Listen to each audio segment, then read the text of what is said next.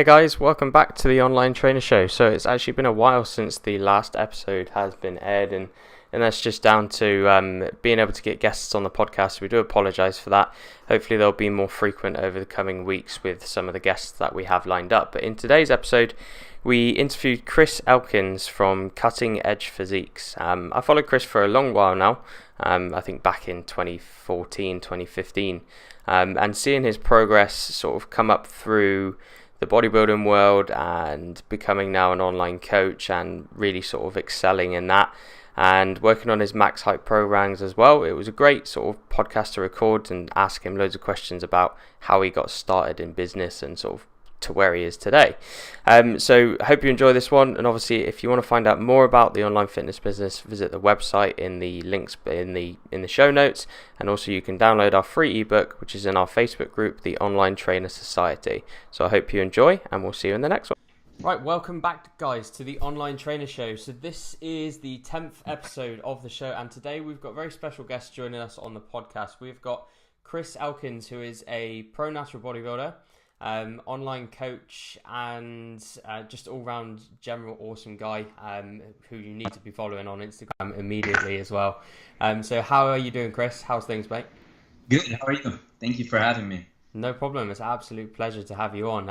I think the listeners are going to take away a lot from sort of what you have to say today, because like yourself, I've gone through that process where I left my full-time job, so I can relate a lot to some of the stuff that you put out and talk about. And I think the listeners will as well, because we've got a lot of listeners that actually sort of are in that stage of thinking about leaving their job, becoming an online coach, and it's difficult to really just actually physically make that real jump. I think it is anyway. It's scary, I think. So yeah, it's definitely wasn't something I took lightly. Making the transition from full-time job to working for myself was a big step, and but I'm glad I did it. Everything is going really well. Yeah, awesome. So just tell us about yourself. Just give us a bit of an intro from sort of like where you started in the fitness world to kind of where you are now. Like how did you really get into the whole fitness scene? Like what was the kind of journey you went through? Yeah, I was really just looking for something competitive to do. I was doing indoor rock climbing, and I had an injury to my hand. I was playing catch outside of the office that I worked at, broke my hand, and once I had to have surgery on it. Once it healed, it just my hobby of indoor rock climbing just kind of wasn't the same. It was much more difficult. My hand hurt all the time, so I just started lifting weights more. And I'd always went to the gym and worked out a little bit, but it wasn't anything I did with any kind of serious passion. It was just something I did to stay in shape and look a little bit better. And so I started doing research online because I wanted to kind of take it to the next level.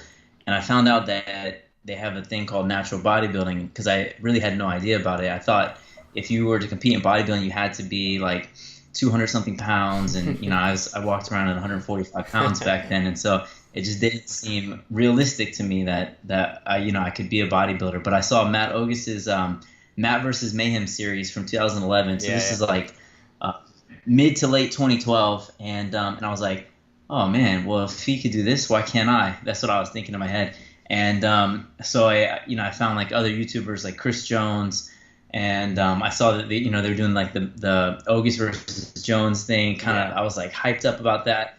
And found out what show they were doing, and I was like, I'm in the Bay Area in Fremont, and the show was in Sacramento. I'm like, that's super close. So what I did, I remember it was October of 2012. I went to my first bodybuilding show to watch because I had no idea what to expect. And I was like, okay, it's kind of weird, but it's kind of cool at the same time. And so I remember going home from that show, someone actually had said to me oh, do you compete? And I'm like, no, I barely, I was bulking for my first time ever. And I was like, no, but maybe one day. And he's like, oh, you should do it. You look like you have a wide back. And I was like, oh yeah. And that was it. It's all I needed was that you were sold. Affirmation. Yeah, I can do this. So I hired 3DMJ. That's the same coaching company, that group that Matt had to coach him in 2011 and then also in 2013. And I started a prep in January, working with Jeff Alberts. And from there, everything just kind of evolved organically. I did 4 shows that year. I won every show except for the Mayhem, where I came in second to Matt Ogus. And that was surreal because, like, you know, that's the whole reason I was there, and got to compete on stage.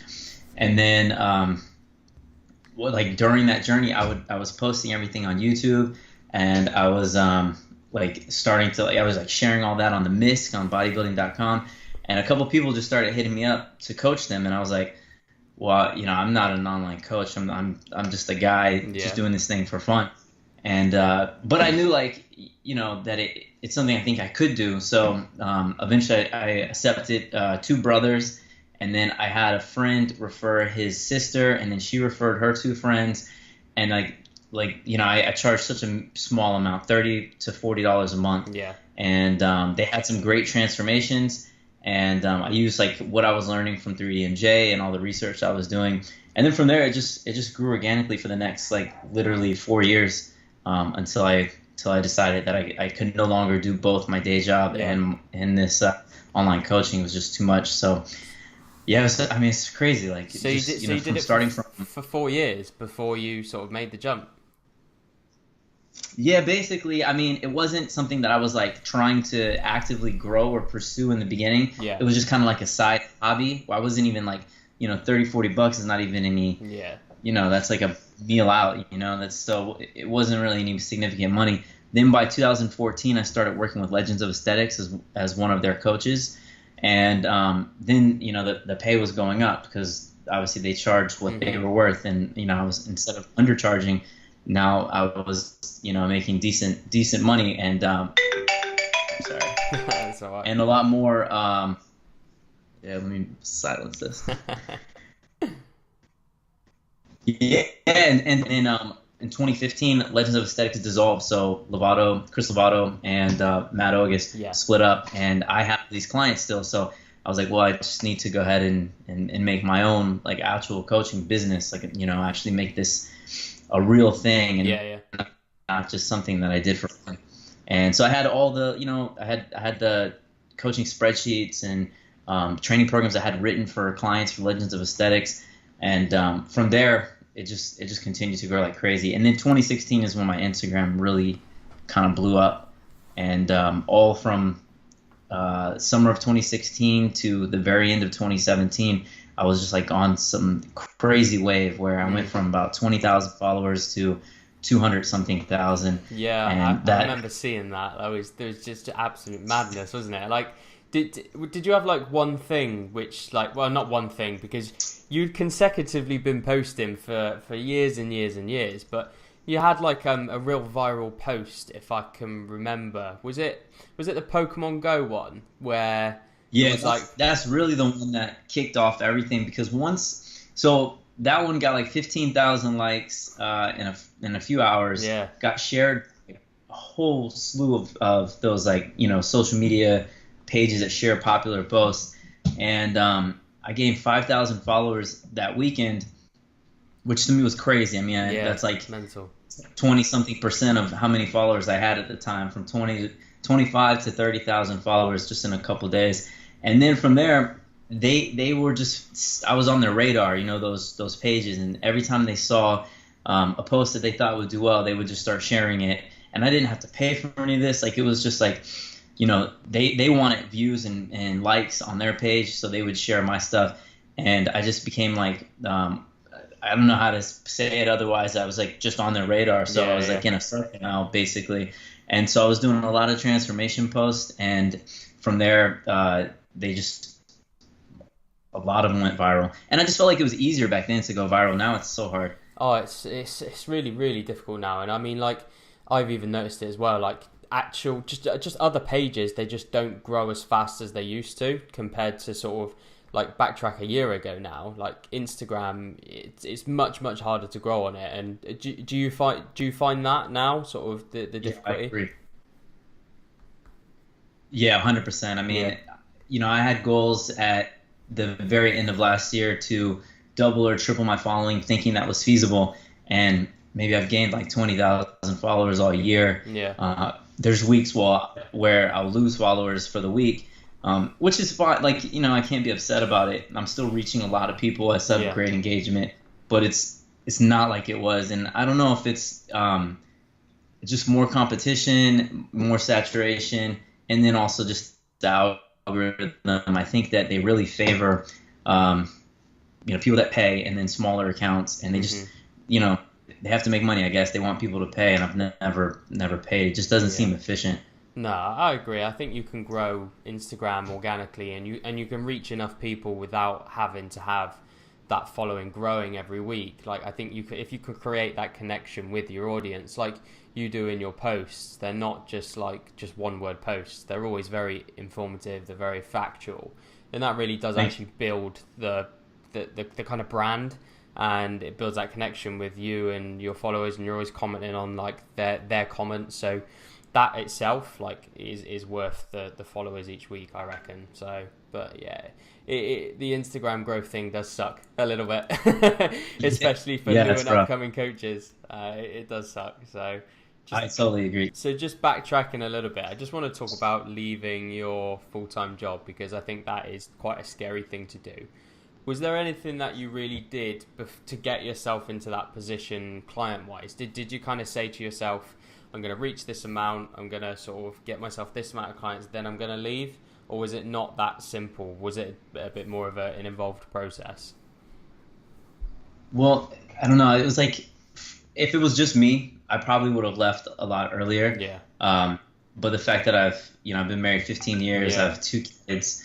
So there's a lot more like in a mortgage and, car payment, everything, like a lot of other stuff riding on my shoulders. And then there's still the in America here with insurance, it's health insurance. It's still tough, especially as when you're on your own. Yeah. When you're a company, it's a lot more affordable. They discount the rates.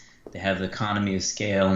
And as a small business owner, it's so expensive for health insurance. Like literally for a family of 4, it could be anywhere between $800 to like $1,200 a month. Which is just insane. It doesn't make sense. Wow. It should be expensive. Yeah. Then you have self-employment tax, and I don't, there's a lot of issues with taxes. So in my head, I was making 2 to 3 times as much as I was making through my day job. Yeah. So I knew that realistically, I could get by. I wouldn't struggle financially as long as I could continue to grow the coaching and or even just maintain. But at the same time, it's still scary. So what I wanted to do is I wanted to have about a year's worth of my living expenses saved up just in case I had any issue. Yeah. And so I made sure I had that. And then I really was like, from that point, I could have quit, but in my head, and just started doing coaching full time. But in my head, I was like, let me just try to stick with it as long as I can, doing both, just because, dual income, insurance, and everything that goes with it. But the thing that really was like the tipping point was, I think it was, so I quit in May of 2017, and around February, I told the owner of the company, who's a good friend of mine. So it's like, we're kind of, it's a small business too. So kind of like a family. There's only like 5 of us. And I was like, I told him, eventually I'm going to have to leave just because like, this is my passion. I'm way more fulfilling, even though I love my job, I love who I work with, and I still stop by and I talk to him all the time. But so the thing that allowed me to stay doing both longer is that I stopped working Mondays. So I dropped my salary by like 20%, and I just worked Tuesday through Friday, and I felt like I was doing the same amount of work though, even though I wasn't there Monday. So I felt like I was getting a bad deal, even though, it did give me that room because I had a lot of check-ins on Sundays and Mondays, so it gave me that time to get a lot of work done. And then the last thing though was like I had just come back from Body Power, and I was gone for like almost a week, Thursday to Tuesday or Wednesday or whatever it was, and I was just like, I feel like I'm so behind on work because it was traveling and client work, and then I was also behind on that work because I was left. So I did sales. So I bought, sold, and rented electronic test and measurement equipment. It's same equipment that I worked with while I was in the Marines, and then I just got out and I did calibration on that equipment, and then I got into selling that equipment. And it's interesting because you work with a lot of, it's business to business. You work with a lot of different companies. You're going out and you're inspecting equipment, you're buying equipment, Yeah. you're prospecting like, oh, I can buy this for 10K and I can sell it for 20 type of thing. So Yeah. it's an interesting job, and that's why I enjoyed it. And it's always different. Every day is different. You have different requirements and requests. Work with different companies from like Google, Apple, Okay. Sony. Cool. It's a lot of stuff. Yeah, a lot of Bay Area companies. And so anyway, yeah, I just told him, I was like, this is it. And he's like, I totally understand. Thank you for staying as long as you can, and that's it. And Yeah. after that, it was like, wow, I'm gonna have so much free time now. Like, It's not the case. in like 40-hour sales job and 50 hours, 60 hours coaching. Yeah. I have all the time in the world, but it wasn't like that at all. I felt like I was working more than ever because now I had more time to do content. And I had more time. And so you end up using this time, and so it was not what I was expecting. And then the really scary thing I remember was June was my first month full time doing nothing else but online coaching, and it was my worst month ever as far as sales. And I was like, oh my God, what have I done? And then it picked back up in July. Yeah. So I've actually noticed now. So I went the year before, 2016. June was bad. June was bad last year, and then June was going to be bad this year, but I did like a sale. I'd actually recently brought on another coach, which I think is an interesting thing for me, it was like another scary type of thing, but I did that a couple months ago, and it's going well also. I think that June period is where people go away on holiday, so they just they don't want coaching, they just want to binge, they just want to not go to the gym, and then when they come back, usually July is quite a busy month because they've kind of realized that June was really, really bad. So yeah, I agree. It was like kids are getting out of school usually, college is finishing the semester, and parents, because that's what I have. I have college kids, kids that are finishing high school, and then I have a lot of parents. So those are like my demographics. Yeah, and so majority male then, yeah. Yeah, no, it's probably like maybe 70-30, surprisingly. And but even though my following is like 85-15, so it's interesting to see like the women that do follow me are maybe more likely to sign up for coaching. Yeah. It's a good story, and I think like what you said, I can relate to a lot, and I think a lot of people would benefit from doing what you said of like having a year's worth of doing online coaching, saving a big buffer up, so if anything did go wrong, because you never know with anything, like when you go self-employed, if it's going to last. So having a buffer there is going to definitely help, and I think that's the wisest thing you can do. Anyone listening, don't just like quit your day job and then suddenly become a coach with no clients, because it will take a long time to build. It would take a long time to build. Yeah, at least have like 6 months of bare minimum living expenses, I would say. Yeah, 100%. No, good. So I want to kind of go back to Instagram a little bit, talk about IGTV. Like, what are you currently doing for it, and will you kind of pursue the platform a bit more? I've played around with it a little bit, but not consistently enough to really see any growth in it. Like, what's your take on it, and are you doing anything for it? Yeah, that's a good question. I really don't know if it's something that's going to take off or not, because it's part of the platform, but then it's like a separate app, and you have to use a separate app to upload to it. I like making content for it, even though I've only put up 3 videos, but I could see myself using it to make a lot of like exercise form videos, because you can go a little more in depth. So I did one. I feel like the chest video I did was really good, but only, I think if I remember right, only 12,000 people or something like that have seen it. When I could have posted that on my main feed in probably segments, like it would have been a swipe, and I probably could have got 30,000 views. So I don't know. It's hard to say really, but I think it's a cool idea. I just don't know if they're pushing it hard enough for for people to use it. Yeah, I think when you actually go on the Instagram platform, like if you're not there to watch IGTV, you're probably not going to go on it, because the only way I know when someone's posted something is if it's highlighted at the top right hand corner.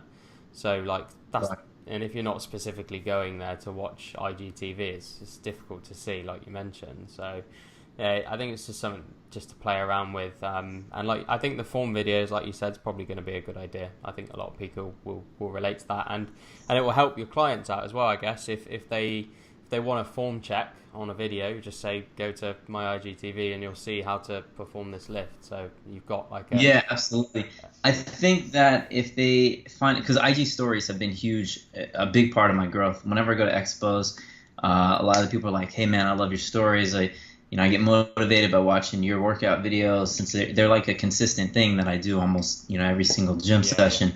So I feel like if they can implement IGTV in a way that they've implemented IG stories, then maybe it'd be a lot more viable, or it would help with growth. But I don't know. As of right now, it's just something that I would do as an extra aside to what I'm doing. Mm-hmm. Okay, cool. So what would you say like now is the way you would look to grow your Instagram? Because like obviously back sort of last year you had like tremendous growth. Like what would you be doing now? Are you doing anything different? And do you think you need to be lean to grow your account? Because I've noticed now I'm prepping for my second bodybuilding show. My Insta following. Yeah, you look amazing. Thank you. I'm 3 weeks out now, so bit depleted this week, but we're just going to keep on carrying on. You're looking great as well. You're how many weeks out are you now? So what, 8.5? It depends if you count, so from Saturday that just passed, I was 9 and 16. Yeah. Awesome. So yeah, it'd be cool to see sort of you step on stage. And would you say that being lean does help growth? Like, would you say it does? Oh yeah, absolutely. I mean, especially if you're using high quality camera and you're just really maximizing the exposure that you can get from having that freaky shredded look. I'm lucky for my upper body coming in so much sooner than my legs. So even though I still feel like I'm a good 7 to 8 pounds away from stage weight, my upper body looks like it's stage ready, so I can get away with I feel like even at 155, a lot of the shots I felt like at the time, now maybe I feel like I looked fat, but but at the time I felt like, oh, these are really aesthetic shots, and some of them were getting great engagement. So yeah, this year, what I've done, and it's funny, I mean, you'll probably laugh at this, but I never had a DSLR or a high-quality camera until, I think it was March when I bought the Sony A6500. Yeah. So before that, I was just using iPhones, and then from time to time, I would get a pic on someone else's phone, but I was never, a camera. Yeah. But I just, for the first time, bought one for myself. So, yeah, I've been using it a lot more, and then I picked up a 50mm lens. I talked to a photographer in London who was like, this is what you have to get, a 50mm lens, 1.8 or lower focal point or whatever it's called, and that makes the picture so much sharper. And then also doing them in portrait mode, because that's what IG favors, the longer ones, because it takes up more real estate on the screen. Yeah. But yeah, I mean, it's interesting. Just like you would think, like, oh, you've got everything figured out, but then I feel like I'm always learning more new things. Last year was like the year of engagement groups. That really helped a lot. Yeah. But now I don't really use them at all anymore. I don't know if they don't work or they just seem too phony to me, but like it just got to the point where it felt like just disingenuous commenting on people's stuff that I didn't care about. So now I developed friendships with some of the other creators or influencers, whatever you want to call them. And so I just follow them and I just try to comment on every single one of their posts that I see. And then if they comment on mine, I try to go ahead and comment back if I didn't see a post or whatever. And I know, I mean, that definitely helps the engagement. And that is a little bit more organic and a little bit more authentic than actually being in an engagement group, which I don't even, it could be that IG, maybe they stunt growth based on people in engagement, which I don't even know. Like, I feel like there's so much stuff going on with the algorithm behind the scenes that we don't ever know. Yeah. That I'd rather be safe than sorry. So if you're listening out there and you're trying to grow, I always tell people when they DM me, like, what should I do for growth? And I always tell them, engage with other people, get other people to engage with you, but do it authentically. Yeah. Don't just join like 10 engagement groups and then hope that you get 100 random spammy comments, because it doesn't seem like that works anymore. No, Like it. I don't think it does. I think people are cottoning onto it. It's worked in the past, but now I think, especially like yourself as well, being a sponsored athlete, you've got to put out good content, and you've got to have real people commenting in, because they're gonna realize that people commenting in, if they're from engagement groups, are probably fake. So they're gonna Yeah, realize especially when the comments are stupid, like "great shot," top or whatever. yeah, just something totally unrelated to the photo. Yeah, yeah, it's so annoying. And when every time I see it on someone else's page, I can just immediately tell that it's a bunch of fake engagement. So yeah, engage with real people, answer DMs. That's what I do. I mean, I try to always answer DMs, and it doesn't get seen because it's like behind the scenes, but I think it's really worth it, as far as converting people to clients when they know that you're responsive and that you're actually responding to people yourself, and not just someone that's so self-centered about, not worried about helping other people. Yeah. Like I probably answer 50 people a day, free advice that I'm not trying to charge for, but you end up getting that back. So Yeah. even if you're not just a nice person that just likes to help people, just know that it's worth doing. In my opinion, at least, it's worth doing, because people will start seeing you as an authority with credibility, and that's the type of person they want to hire as a coach, not someone that's just aesthetic or looks good. No, I agree massively. I think taking the time to answer someone's question, even if it's like a video reply, which sometimes can be quicker, is for them, it's just like, whoa, like this guy who's got like yourself over hundreds of thousands of followers is actually took that time in his day to comment back. Or even if you haven't got hundreds of thousands of followers, like still doing that massively adds value, and to the person itself, like they're just going to take so much away from that. So yeah, and what does it take you, like 10 seconds? I mean, exactly. literally, a video reply is very quick. I mean, I've wished people happy birthday through video replies, and I know they have like a whole website where you can get paid to do that kind of stuff, but I tell the guy every time that the guy's like that owns that website, and it's called Cameo, reaches out to me, I'm like, no, I'll do this stuff for free. Like, it irks me that people want to monetize every single thing. Yeah, for me, I'm fortunate enough to be doing well enough in coaching that I don't need to do all this extra stuff. Like, I like to focus on that business, growing that business, helping as many people as I can, and then providing as much value as I can. But I do want to get back on YouTube. It's just yeah, I was going to ask you about that actually, like about content creation for YouTube. It's so hard. It's so hard to grow on YouTube. I felt like I enjoyed my videos, and the people that did watch them, because literally right around January 1st, I committed to doing a video a day, and I did that for almost 2 months, and it was tough because my wife was in Virginia taking care of her dad, and it was a pretty tough time trying to do everything because the kids were with me, but I had a good support with my buddy Gustavo, who was editing all the videos, and we had a good system.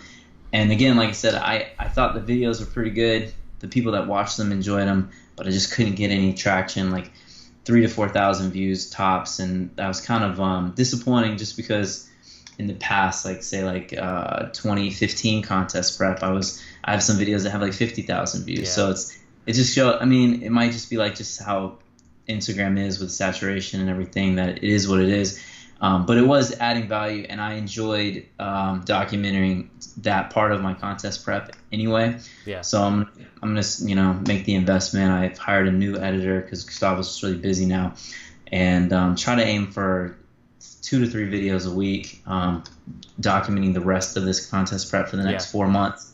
And we'll see how it goes. Maybe now that I'm leaner, show a little bit more suffering, because it wasn't so bad before. Now I'm starting to get hungry and more irritable, and it's just different stuff that you show these phases of contest prep. This. Yeah, for sure. I think people will relate to that a lot, and it'd be interesting to see if like switching over to 2 to 3 days a week will have a better impact than every day, because obviously every day, I think has its benefits massively, because people know a video's coming every day, they're seeing you every day.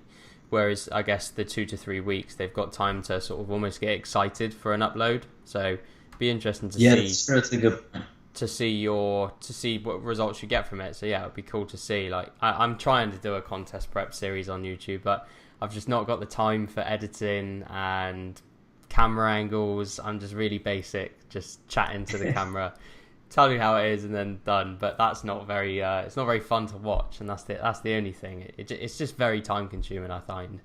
Yeah, it is crazy. So that, I mean, the only reason that I would consider myself like an Instagrammer, not a YouTuber, is just because even though I was on YouTube first before Instagram, it's just Instagram's what took off for me, and the time commitment. I mean, I can make 10 posts in the time that it would take to make one video. It's just so much quicker, and you can still provide value. So, but I will concede that YouTube has a much deeper connection. You know, it's not. Instagram following is shallow in comparison to a YouTube following. I agree. Someone that subscribes and watches you on YouTube is literally they know a lot more about you. They're a lot more involved. They might watch you for hours compared to someone on Instagram who doesn't even read your captions. Just lucky to like your post, you know. That makes a lot of sense. Yeah, that is actually a bit of an eye opener as well, because like literally about a couple hours before, I had a consult with someone who watched my videos and my podcasts, and although sometimes I think that they're not doing very well, people do watch. Like you said, they make that deeper connection.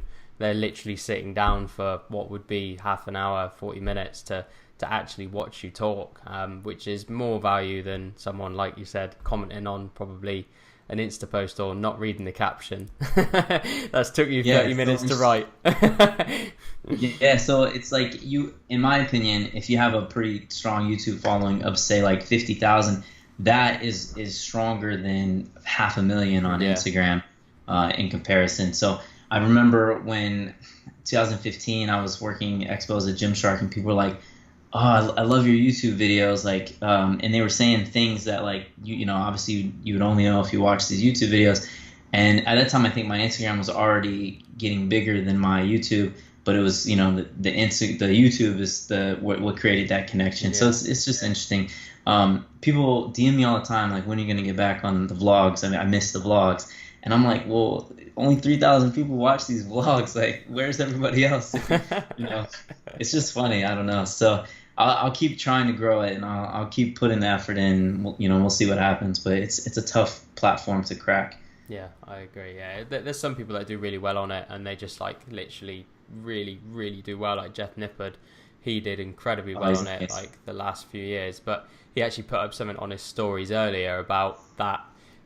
The sort of dip in his views comes like a couple of days after, but it's that sort of that immediate post, then he'll get loads of views. So even I think he is noticing a bit of a drop off in it too. So I think he put in so much effort. He was spending around 40 hours on each video at one point. Now he has Rashawn, and he has the guy from Examine.com that helps with research. So now, you know, he's got a team now, but prior to that, he was doing it all on his own. Yeah. And 40 hours per video is quite a lot of time, but it was worth it. I mean, he made the investment, and now, you know, he has a channel that deserves millions of subscribers. So I think eventually he'll get there. I mean, the fitness niche is not quite as big as other niches, but you know, he deserves quite a large market share based on the quality of his videos. Yeah, they're all really great quality videos, aren't they?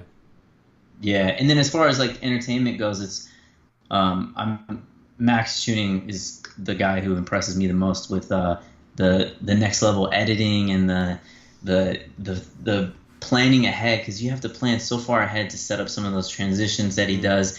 I mean, I watched a video recently where he was in Maryland, and then the next shot, or DC or whatever, then the next shot he's in Texas. He like walks through a portal and comes out in Texas, and I'm like, you had to think about this, a 5-hour flight ahead of time, film it there, and then film it after landing, all this other stuff. It's like, man, but it was amazing, and then the whole, you know, the transitions are just so good. So yeah, I mean, as far as like very minimal fitness advice and very minimal fitness in general and on his thing, but he's gotten so good at just providing entertainment that he doesn't have to even do fitness anymore. Yeah. It's pretty interesting. And that's kind of why we watch it. You watch it because you just want to see them. Really, at the end of the day, don't you? It's the personality you kind of Yeah, exactly. you subscribe into. So, just want to sort of get back on in regards to your kind of products. Like, I know obviously you've got the online coaching and the packages and stuff, but Max Hype as well. Let's talk a little bit about that. What is sort of Max Hype? Because I know you do it with Christopher Barakat.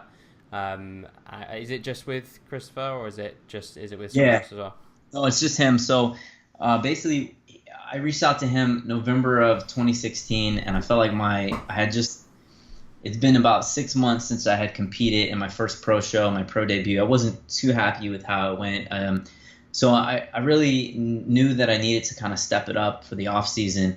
I felt like 6 months had gone by and I hadn't really made a ton of progress. You know, you go through the post show kind of like getting fat and like not really feeling your best anymore. And so I just felt like it was a little stale. So I hit him up and I was like, hey man, I kind of want you, like I've never hired a coach for the off season, but I would kind of like maybe a training program and maybe we can work together. And we were friends already, but not like close like we are now. Now it's like we're like brothers. So he wrote this program for me, and I told him like I can't squat, I have a hip injury, but I like high volume, I like relatively high frequency. And he's like, all right, man, well I'm gonna put something together that's gonna like really be hard. And I was like, okay, that's what I like. You know, I'm an extreme kind of person for certain things. I just did a 50-mile bike ride. I like extreme stuff. And so he put this together, and I was like, I started running the program. I was like, this is really hard. I love it. I'm getting the craziest pumps. I'm getting stronger in every lift. You know, this is exactly what I needed. I needed some novel stimulus like this. And at the time, I was training by myself, but then within a couple weeks, all of a sudden, Gustavo started training with me. Matt Ogus and our friend Ishak all started training with me at the same time. So we had a group of 4. And of course, you know, I just got this new program. They're going to run the program that I'm running, and they all loved it. They all started making gains, and I told them, I said, Chris, man, we got to sell this program because it's amazing. We made a couple changes just based on like time and you know what would make the most sense, and we worked together, you know, kind of finalized it. And it wasn't until we met for the first time in person. This is funny how the internet works, right? Like you best friends with somebody, but you haven't even met. So we met for the first time at the Arnold, or no, maybe it was I think it was the Arnold, 2017 Arnold. So it was like late February or whatever. And that's basically when we came up with everything. And we started doing like a beta test. We called it alpha test because beta sounds weak. And we got about 200 something people on the alpha test. And they had some great feedback. We made a couple more changes. Launched it officially in May, and came up with the name Max Hype, which is Maximum Extreme Hypertrophy Training Program. And the feedback was just amazing. Like everybody that did it loved it, except for the few people that were like, "This is too hard," or "I love it, but it's too good for me. Like I can't do it. It's too much." And which is to be expected. I mean, it's hard.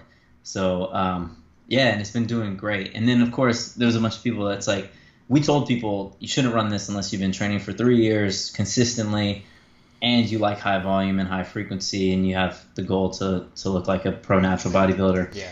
And but then other people are like, wow, I've only been training 6 months. What can I run? And I'm like, well, I do have a free program that you can download from my website, cuttingedgephysiques.com. But there's no like ebook with it. There's not like a lot of guidance. It's just a spreadsheet, and because it's free. Yeah, I mean, you can pay. It's not free. You can pay whatever you want. So you can pay a penny. You can pay $10 or $15. Okay. You know, and a lot of people pay a penny, and I'm okay with that. And so, but I told Chris, well, we got to put a beginners program together. So instead of doing just a beginners program, we did beginner to intermediate, and we have 3 tiers. So this is Max Hype 101, and we launched it in January, and it's a 3-day, a 4-day, and a 5-day program with like a 100-page ebook about each exercise on each day, how you should perform it, what changing different variables will do for you, how you should auto-regulate, and how to know when to move up from the 3 to the 4 day, the 4 to the 5 day. eventually to Max Hype Extreme because we had to relabel Max Hype because now we call it Extreme because of the confusion or whatever. And then also nutrition, so a macro calculator and a nutrition guidebook. And to me, I just love the nutrition guidebook. It's very it's detailed, but it's written in plain English so that anyone can understand it. And there's a lot of like aha moments that you'll get if you've if you're only kind of familiar with nutrition, you read this book and you definitely will pick up something. If you're a beginner, a book will change your life. So I've had a few sales on that where we've sold it for as low as $15. So I want more people to read it because it'll definitely clear up a lot of myths that are out there and misconceptions. And then the macro calculator works really well through a spreadsheet with formulas, and you just input your data, gives you some recommendations. That's pretty cool. It's there's not anything out there like that as well. Like there's very sort of niches in terms of the actual programming aspect of it. There's ebooks out there, but they're mainly crap. But it sounds like that's like written really well, and everyone's getting great results from it as well. So, what I just wanted to ask you about the program is though, would you have still done it if your following wasn't as big? Is it something that you would have pursued as hard if your following wasn't as big as it was? I'm not sure, as far as like I'm like happy to talk like openly about businesses. I think that I had to eventually come out with some type of program just because you need some type of passive income if you have a decent sized following, because you can only do so much one-on-one coaching. Mm-hmm. So there's a lot of people that I'd want to help, but I just couldn't take on more clients, which also led me to bringing on another coach as well. But yeah, I think it was important, and it was also important to do a program that I was specifically running myself, that was customized, that I enjoyed, because then you can obviously recommend and push it, 100% because you're running it and you're getting results from it. Yeah. But I mean, maybe if I was at like 10,000 followers, maybe it wouldn't have been like my number one priority to get a program out, or maybe I would have worked with someone else. But I think it worked out really well. Chris has a master's in exercise science and nutrition. Yeah. And he's actually a professor, or he was like part-time professor at University of Tampa, doing like a nutrition course and some other course too, I can't remember. But so I felt really good, the fact that I was working with someone that has so much credentials, especially when I have none. All my experiences through hands-on working, my experience and working with 3DMJ, and then all the research that I've done on my own, which I feel like is substantial. I mean, I'm, aside from learning from Chris, I've, watched tons and tons of YouTube videos and read studies and been on PubMed and looked at that stuff. But that's not my thing. My thing is more like I enjoy practical application and seeing what works. But yeah, it's good to have both, I would say. Yeah, for sure. No, I think I think a lot of coaches, they get too worried about getting qualified, getting all these degrees and everything. They just don't coach. Like, just if you haven't ever coached before, take people on for free, test out your method, see if that works, because that's the only way you're really ever going to know. Not everybody should be a coach. I mean, you might find out that you don't even like coaching. 100%. I mean, for me, like that's why I started taking on people very, very inexpensive. The only reason I charged anything at that point when I had, I was like 6 months into contest prep is mainly because I knew that people are not going to adhere to a plan if there's not some type of payment. If it's just free, there's literally very little incentive for them to feel committed to it. So, it's interesting. I mean, I just really enjoyed it, and I don't know if it's like being a father or if it's just something that clicks with me, helping people and kind of, because half of the numbers are easy. If you just want numbers, you could do the thing that Lane Norton used to have. I forget what it's called. I think I know what you're on about. He's not with them anymore, but I can't remember the name of it. It's on my tongue now. I know what you're on about. It's like they basically do the programming for you. Avatar Nutrition, that's it. Yeah. If you just want numbers, just sign up for Avatar Nutrition. But people don't want just numbers. They want accountability. Yeah. They want someone that's going to answer their questions and walk them through things. And so, to me, that's the biggest part of coaching. And I think a lot of coaches out there sometimes do forget that it's not just numbers that you're assigning or reps and sets. It's finding out how this person's week was and how to adjust to the fact that they are going on vacation, or that they struggle once they reach a certain weight. They struggle with body image issues or whatever. Like, these are things that you have to deal with as a coach, and it just goes a little bit beyond 5 grams less fat, 10 grams more carbs, or whatever. Yeah, for sure. Yeah, no, I totally get that. So and obviously time's sort of coming for you at the end. I know you're a busy guy. So one question I'd like to ask is, what's this kind of best advice you can give to people when they're plunging into entrepreneurship? Because it's very fashionable now to be an entrepreneur. Everyone wants to have their own business, and I think like it's almost like frowned upon if you don't try and have your own business or something. But some people are just better suited to working a normal job and working their way up that ladder. So what kind of advice can you give within the years that you've been working for yourself and building your own businesses before like plunging into it? Yeah, it's funny. It really is like trendy to be an entrepreneur. Yeah. It's weird because I was doing both, for the longest time until it's been a year and 3 months now that I've been doing this full time with no other income. And I never really see myself as like, oh, I'm an entrepreneur type of thing. Nah, not me. I guess, I'm a small business owner, but I don't know. It's weird because I just didn't really, I don't know. It's interesting though. But, you have other people like Amanda Bucci, who that's like her thing. And just constantly entrepreneur this and that. And it's very interesting. I mean, I'm sure she helps a lot of people, inspires a lot of people to take the same leap. I guess I don't know. I get asked about business coaching from time to time, and unless I have a curriculum and a syllabus, I wouldn't really be interested in doing it until I knew that I had everything planned the way I would want it to teach someone else. But as far as advice, I would say find what you enjoy, find your passion, and make sure that that's what you want to put your time into.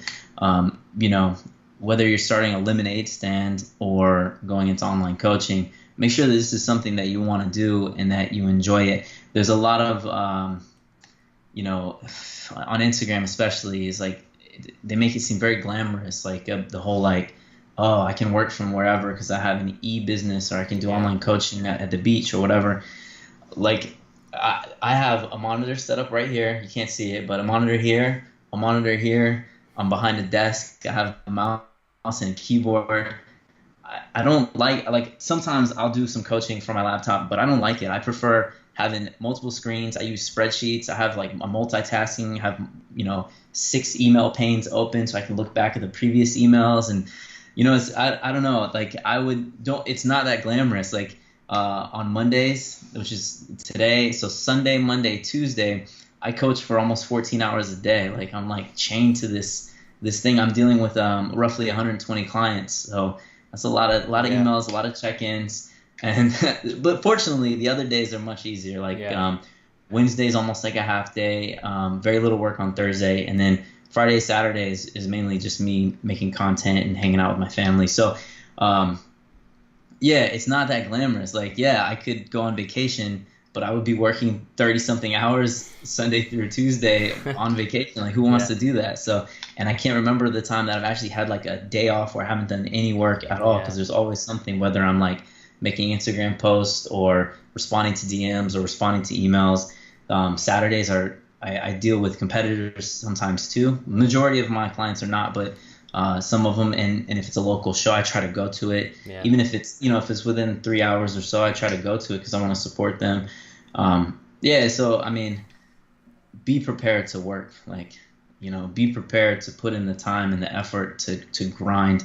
They have a saying about like entrepreneurs willing to work 80 hours a week so they don't have to work 40 hours a week or something like that. I've seen that saying. I paraphrased it wrong, but you get the gist. And especially as an online coach as well, because it doesn't stop. Instagram, Facebook, YouTube, it's always there. So getting into it, to think the lifestyle of freedom is awaiting is the wrong thing to get into, because it's not like that.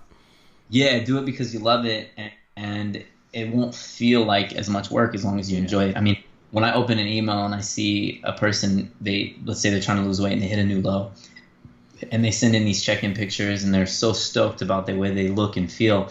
I mean, it makes me feel good. Yeah. So I don't mind. Oh man, I have one more check-in before I go to sleep, and it's like 1 in the morning, and I'll be at the gym at 6. I mean, that's fine if I open that email and I see that this dude's hit a new milestone, or this lady or whatever, and yeah, I mean, it feels good. The good is much better than the bad, and I definitely prefer this over my sales job.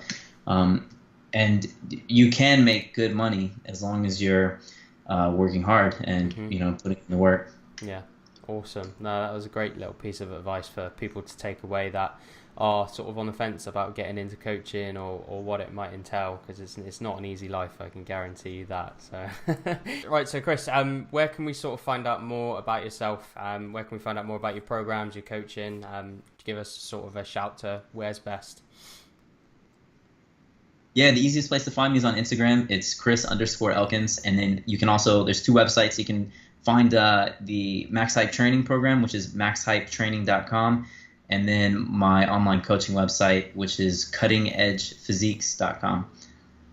Awesome, that's cool. So all this in the show notes as well, guys. Chris's details will be in there, so if you want to check out Chris, I would definitely go and look, even if you just want to learn more about what Chris is putting out, because it's great content, and it give you ideas for your own online coaching businesses as well. So really appreciate you coming on today, Chris. It was awesome to have you on, and I'm sure the listeners have took away lots of little nuggets of advice, so I appreciate you coming on, mate. Yeah, thanks so much for having me. Sorry it took us so long to get linked up, but I'm glad that we did. Yeah, it was awesome. Right, guys, so that concludes the 10th episode of the Online Trainer Show, and we will be back with the next one very, very soon.